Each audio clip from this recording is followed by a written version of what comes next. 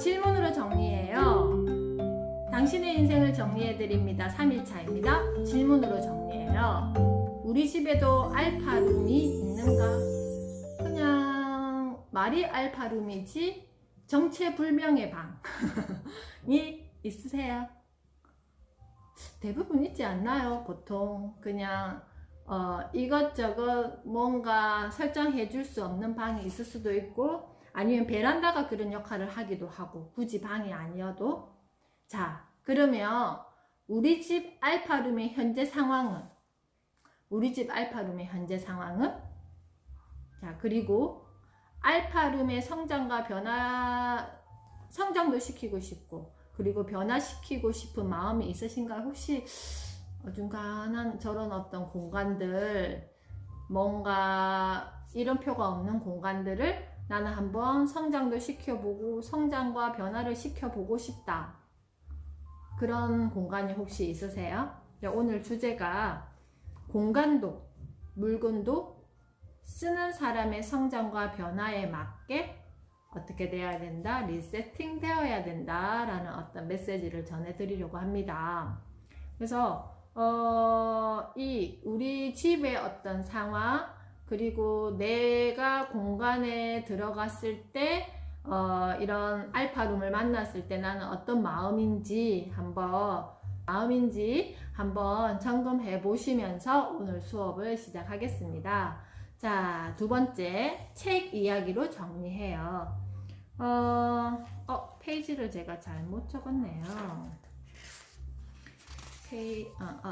아니에요. 44페이지입니다. 자, 44페이지에 요즘 아파트에는 알파룸이 있습니다. 아파트 평면 설계상 남은 짜투리 공간인데 예전에는 주로 창고로 사용되었지만 요즘은 서재, 놀이방, 침실 등 원하는 대로 얼마든지 바꿔서 사용합니다. 어떻게 사용하느냐에 따라서 활용도가 엄청나게 높아질 수 있는 공간인데 대부분 제대로 사용하지 못합니다. 지훈이 지우 오셨어요. 그런 공간이 분명히 있을 거예요. 그때 신박한 정리에서 자녀가 3명이었나?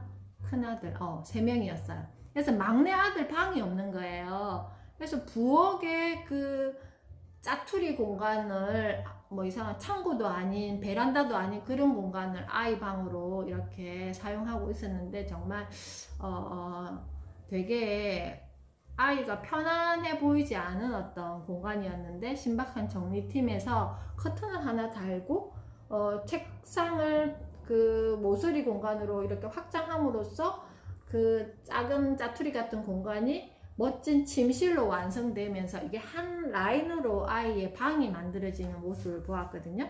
그런 공간들이 굉장히 있을 거예요, 분명히. 그런 거에 대해서 사람의 성장과 변화에 맞게 공간도 물건도 쓰는 사람에 맞게 이렇게 변화할 수 있다. 제가 지금 사용하는 제 방에 있는 침대, 그리고 옷장, 화장대, 책상, 이게 제가 결혼할 때 혼수품으로 해온 거였거든요. 그때 저는 약간 원목으로 했는데 아이들이 성장하면서 함께 쓸 수 있는 가구를 선택했어요. 그래서 책상하고 옷장은 우리 큰아이가 성장할 때 큰아이 방에 이렇게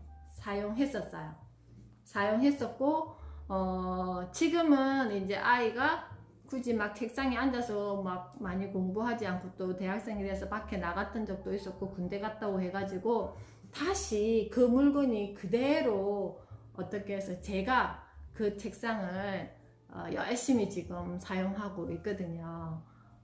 그런 것처럼 어떤 가구든지 공간이든지 물건이든지 우리도 성장하고 변화하는 것처럼 그 가구의 쓰임새가 계속 성장하고 변화한다라는 이야기입니다. 그래서 안 쓰는 거, 못 쓰는 거, 지우 찬원 오셨어요. 그런 것들이 그냥 어제가 우리 이야기했던 것처럼 고정관념 속에서 이거는 안 맞으니까 안 돼가 아니라 그때그때 따라서 우리 아이들이 성장할 때 우리가 화장대로 사용하는 게 어떨 때는 아이의 책상으로 사용될 수도 있을 것이고, 또 어떨 때는 티테이블로도 사용할 수 있을 거라고 저는 생각합니다. 경우에 따라서. 그러면 그 화장대 보통 보면 작은 서랍들이 뭐 커피 같은 거를 이렇게 놓을 수 있고, 그냥 심플한 의자를 둬서, 또 약간 이렇게 좀 위에다가 이렇게 예쁜 패브릭 같은 걸 딱 올려놓으면 또 티테이블로도 변신할 수도 있고, 뭐 화장대도 될 수도 있는 거고, 꼭 화장대가 화장대여야 된다는 아니라고 생각을 해요. 그런 것처럼 또 요즘에는 변신 DIY 가구들을 많이 만들잖아요. 그래서 간단하게 그냥 이 책꽂이가, 이 목재가 계단 목재거든요. 그래서 이거를 제 방 사무실에 보면 벽돌로 이렇게, 이거는 지금 이 통을 만들어서 여기다가 넣었는데, 벽돌로 이렇게 높이를 만들어서 벽돌을 몇 단 사와가지고 제 2층 사무실에는 그렇게 책꽂이를 만들어 두었고, 아니면 버리는 책을 가지고 이 단을 만들어서 그렇게 해 두시면 돼요. 여기 보면 저는 또 이런 책 되게 좋아한단 말이에요. 책과 집, 이런 책들을 보면 이 책이 어떻게 보면 인테리어 소품이 될 수도 있어요. 이런 것처럼 책은 읽어야 되는 거일 수도 있고요. 책은 책상 어떤 테이블에 받침대가 될 수도 있어요.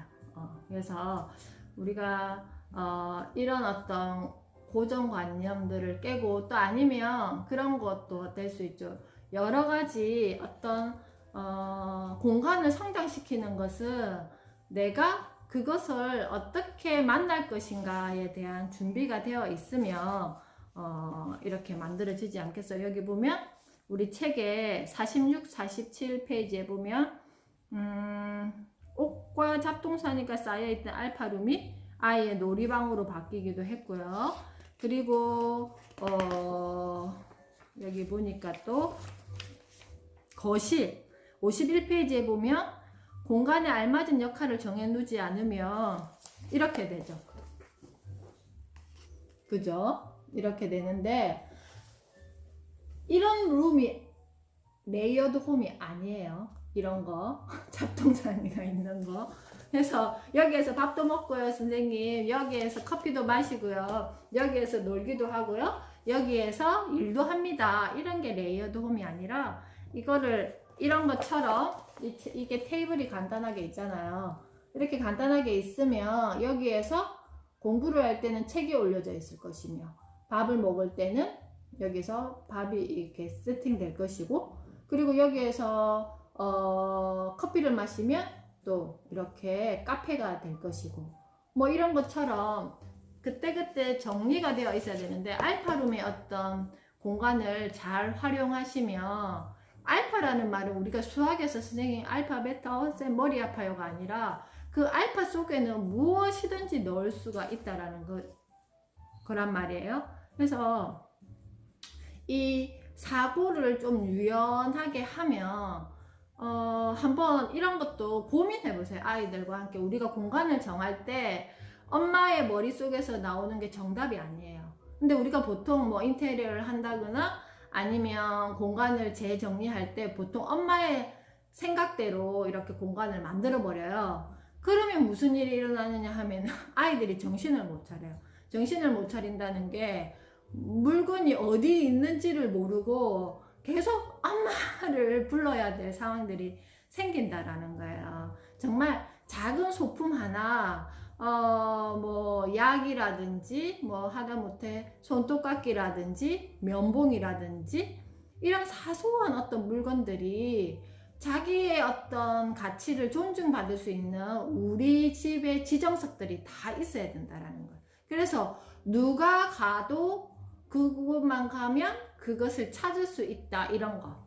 근데 그렇지 않고 아빠가 쓰는 손톱깎이는 저기 있고 뭐 이게 다 분산이 되어 있으면 나중에 정리하기도 힘들어요. 그래서 저는 어떤 걸 이렇게 정리하기 시작하면 가운데로 전부 다 쏟아부어요. 그러니까 한 공간을 정리할 때, 한 방을 정리할 때 예를 들어서 전부, 특히 아이들이 성장하면서 그 방의 색깔을 바꿔줄 때는 전부 다 이렇게 다 쏟아붓고 그 책꽂이에 있는 잡다한 것들, 특히 여자아이들은 뭐 만들기 이런 거 엄청 많아요. 그 연령대에 따라서 이게 업그레이드가 된단 말이에요. 그래서 아이에게 이야기해요. 여기에서 너가 사용할 것은 이 바구니에 담아. 그리고 사용하지 않을 것은 어떻게 한다? 엄마가 버려도 될 것은 그대로 둬. 이렇게 하고 시작해요. 그리고 이 담은 것을 너가 넣을 수 있는 공간에다가 정리해. 그래 아이가 찾을 거잖아요. 그렇게 해서 보통 아이들을 아이들이 한참 이렇게 성장하고 계속 무언가 바뀔 때는 한 1년에 한 번씩은 그 정도 하셔야지 이런 알파룸이 정말 창고방이 되지 않아.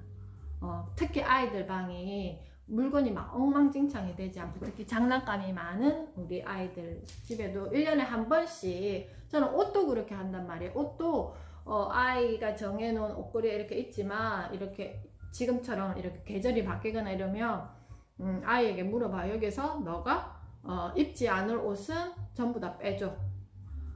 빼고 그건 다 정리하고, 신발도 마찬가지. 한 뭐 신발이 몇 켤레 있으면 안 신을 신발은 다 빼.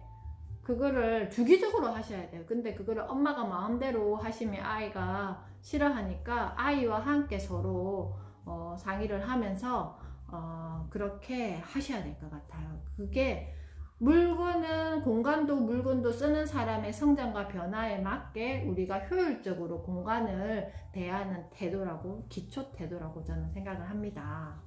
아시겠죠? 자, 책으로 정리해요는 여기까지 하고, 신문으로 정리해요. 102세 김형석 교수의 자녀교육법, 아이에게 딱 이것만 주면 된다 해서 우리 교수님이 어떻게 이야기를 하셨냐면요. 아이에게 딱 이것만 주면 된다. 아이에게 딱 이것만 주면 된다. 자유. 굉장히 어렵지 않아요? 자유 주고 싶죠. 자유 주고 싶은데 무조건적인 자유가 아닌 방임 아닌 방모. 그럴 때는 뭐가 있어야 되냐 하면은 여기 교수님의 말씀을 제가 빌어서 말씀드리겠습니다. 자녀 교육의 핵심은 부모가 아이의 자유를 존중하게 여기는, 아이의 자유를 소중하게 여기는 것이다. 자유는 곧 선택이다. 아이에게 선택할 자유를 주어야 한다. 아까 제가 공간에 대한 이야기, 사람의 성장과 변화에 맞게 공간을 구성해야 된다도 마찬가지. 그 속에서 끊임없이 어떻게 하고 있어요? 아이에게 뭘 해줬다? 선택할 수 있는 자유를 줬다라는 거예요. 그리고 뭔가 물건이 필요하다고 이야기했을 때도 엄마의 눈높이에서 자꾸 돈 쓰지 마세요. 먹을 것도 마찬가지, 뭐 사용할 것도 마찬가지, 입을 것도 마찬가지. 우리는 실컷 사줘놓고 결국 그게 아이와의 작은 불화의 시작이기도 합니다. 예쁜 옷을 사줬다고 그것을 입히고 싶은 엄마의 욕구, 그리고 몸에 좋은 것을 사왔다고 그걸 먹이고 싶은 엄마의 욕구, 그리고 뭐예요?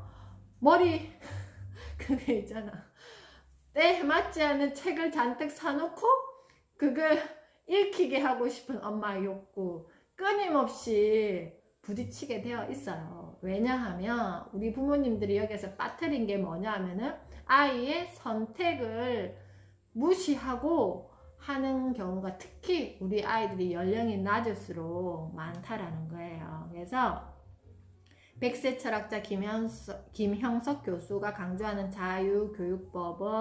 교육법의 요체는 선택이었습니다. 그래서 자식 교육의 가장 중요한 핵심은 무엇인가요? 그걸 어떤 식으로 실행하면 되나요? 자, 만약 아이에게 선택의 자유를 주지 않았다면 어떻게 될까라고 질문을 드렸더니 자신의 일을 스스로 선택하게 해야 한다. 그렇지 않으면 아이의 자아가 없어진다. 아이의 자아가 없어진다는 것은 뭐냐면요. 잘 들어보세요. 자신의 중심이 사라진다. 자식이 아주 어릴 때는 우리가 이걸 보호해줘야 돼요. 지금은 우리가 이걸 보호해줘야 되는 시기 맞습니다. 조금 더 자라면 유치원에 다닙니다. 그럼 부모와 자식이 손잡고 같이 가죠. 그죠? 그런데 스승과 제자가 같이 다니듯이 말이에요. 언제까지 그렇게 다닐까? 이게 딱 만 13세 사춘기가 되기 전까지라고 말씀하십니다. 그러면 사춘기 다음에는 어떻게 해야 합니까? 아이를 앞세우고 부모가 뒤에 간다. 선택은 네가 해라. 자유는 선택의 기회를 갖는 거니까. 엄마 아빠는 너를 사랑하니까 이러면서 말이다. 나는 거기서 사랑이 있다고 생각한다. 자, 근데 여기에서 제가 어제 겪은 이야기를 아까 말씀드렸잖아요. 우리 아이에게 제가 그랬잖아요. 우리 아이를 앞세우고 너가 선택해라. 그리고 거기에 대해서 뭐는 해야 된다고요? 어떤 아이들은 아직까지 이렇게 큰 프레임으로 볼 수 있는 안목은 없어요. 그래서 제가 아까 말씀드렸잖아요. 아이가 사회를 만나기 전 20살까지 이제 중3, 고등학교 1학년, 고등학교 2학년, 고등학교 3학년 이 4년의 과정 동안 아이에게 필요한 교육은 무엇일까라고 저는 거꾸로 생각을 했단 말이에요. 그랬을 때는 기초교육이 심화되어야 되는 시기구나. 그러려면 중3 때 하는 학교에서 교육과정과 사회에서 필요한 교육의 어떤 밸런스는 어떻게 될까를 제가 한 번 더 거꾸로 보는 거예요. 그렇게 해서 아이에게 아이가 그런 관점을 가지고 있는지 엄마 역할은 아까 우리 시엄마가 리더십 이야기했잖아. 유연성 리더십을 갖고 싶다. 그러려면 엄마 역할은 거기에 대해서 기준이 뭔지를 두고 아이에게 역으로 질문할 수 있어야 돼요.